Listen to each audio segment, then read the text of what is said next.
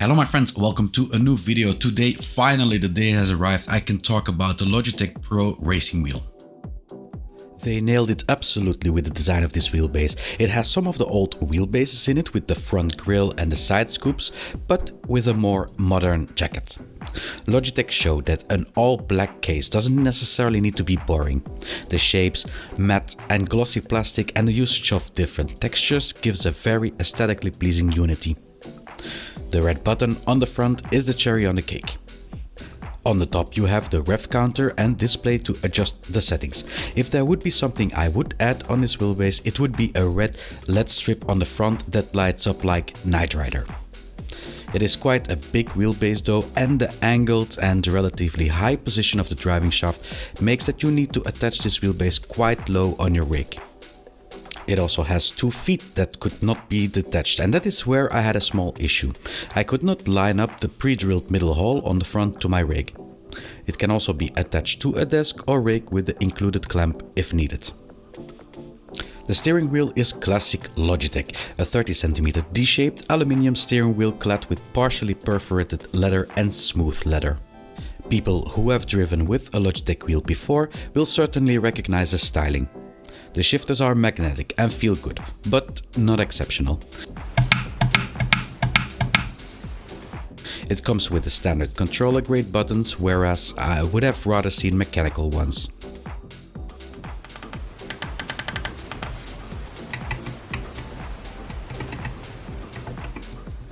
The rotating encoders are not bad, but again not exceptional.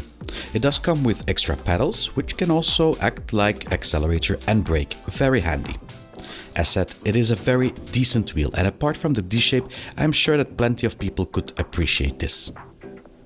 Something that also complicates the lack of steering wheels is that the wheel they used has some of the buttons integrated in the frame, instead of keeping all the buttons separate of the frame. So there is no easy way to change the steering wheel with another standard frame. Something which is also a bit weird, but didn't really bother me since I don't drive with trucks. The steering wheel turning angle is capped at 1080 degrees. Like the wheelbase, the pedals look very classy and refined. The casing is made of smooth plastic and the frame itself and pedals are made of metal. No matter from which angle you look, this set looks brilliant. The pedals can be shifted over almost the entire width of the pedal base via slots, and there is even the possibility to take off the clutch entirely should you wish it. Attaching these pedals is, thanks to no less than 6 pre-drilled holes, a piece of cake compared to the wheelbase. They can be connected directly to the base or via USB to the PC directly.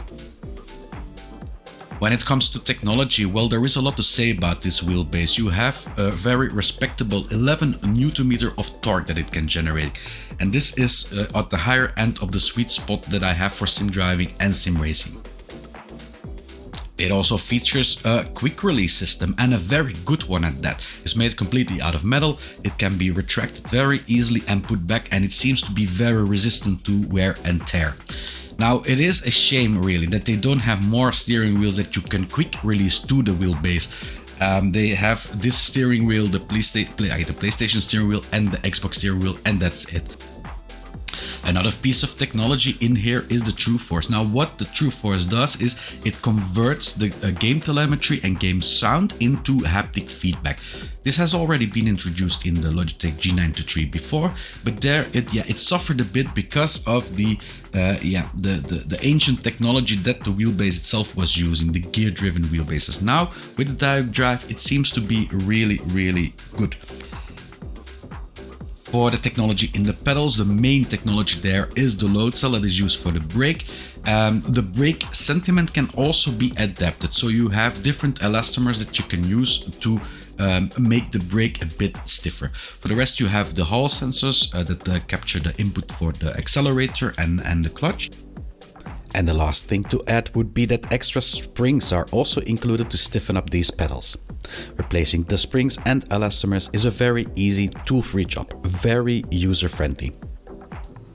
So in the gravel, texture is different than on the grass, very good. But this is also important because I had wheelbases where you drove in the gravel or you drove in the grass, it felt exactly the same thing. So we are now on a straight, and this is where the TrueForce really shines. Normally in a straight you have the imperfections of the road, which is nice, but for the rest you don't feel that much extra. Now with the TrueForce, you can feel the revving of the engine too.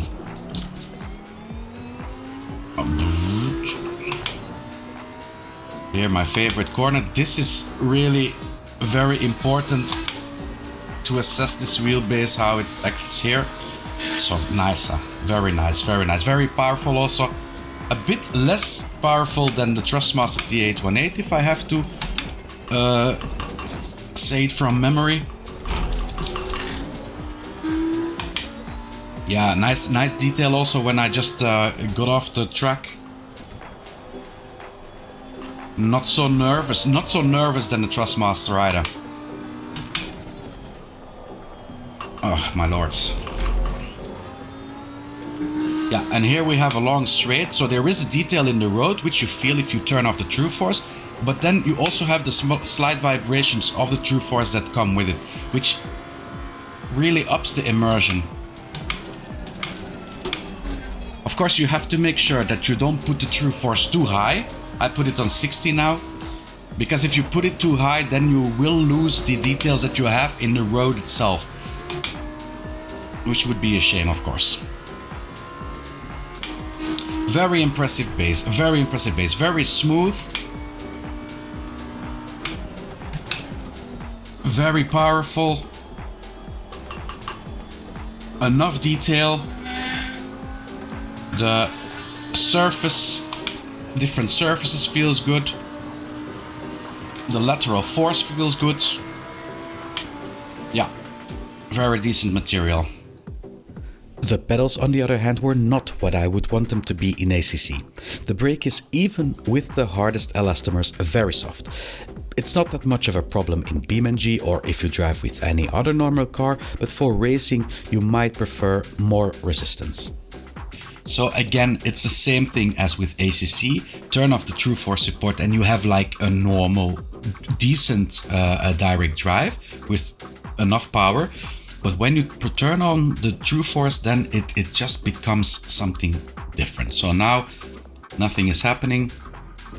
Turning on the motor, and I feel it even in my pedals because the bass is resonating the vibrations. I can feel it even in my pedals. In the steering wheels, I feel the light humming of the motor. Very nice. Here, when you rev up, you can also feel the different vibrations in your steering wheel. When you go a bit higher in RPM, it lets you feel it. I think the TrueForce really has been is better noticeable here in a game like BeamNG. Is more fun, more enjoyable, more immersive than in a game like ACC.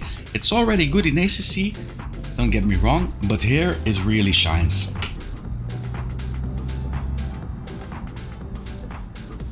Whoop. Yeah, I like it too. So when you go over the little hills, that you just feel the force feedback fade a bit, which is normal, or which you would expect in a situation. So it mimics it pretty good.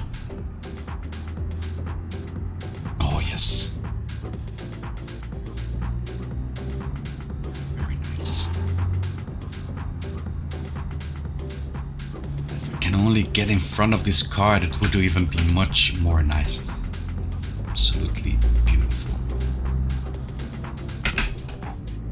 Now I just wanted to test one more thing. Oh, okay. Yeah. Different surface, you can feel it. Oh, let's just crash for the fun of it. Okay, yeah, that I felt too.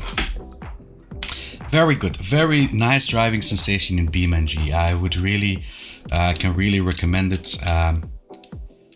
The TrueForce really shines here. It's really fantastic. Driving it in GT7. Well, we all know that the force feedback in Gran Turismo, it is not at the same level when, for example, if you look at PC Assetto Corsa, it's just a bit different. It's a bit less intense, it's a bit less strong, and there are lesser things that you can really change for the feeling of the force feedback. However, driving with this wheelbase here, it is very smooth. You don't have any notches.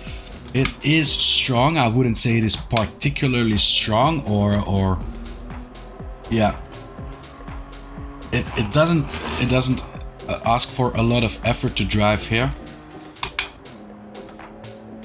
but the TrueForce really makes the difference here. It's not only on the straight, so the revving, I'm now at the high revving, so it is very low, the TrueForce, but then I shift up and I feel a more heavy TrueForce coming through. So it is really optimized for console play, this TrueForce, or at least for Gran Turismo.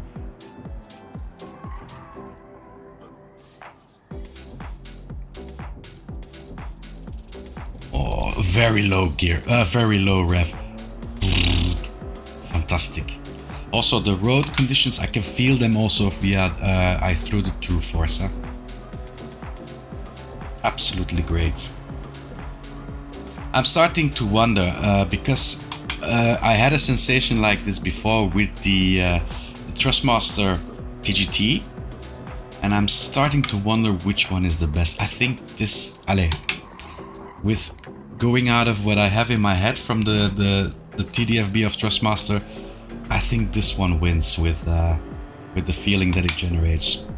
Absolutely brilliant.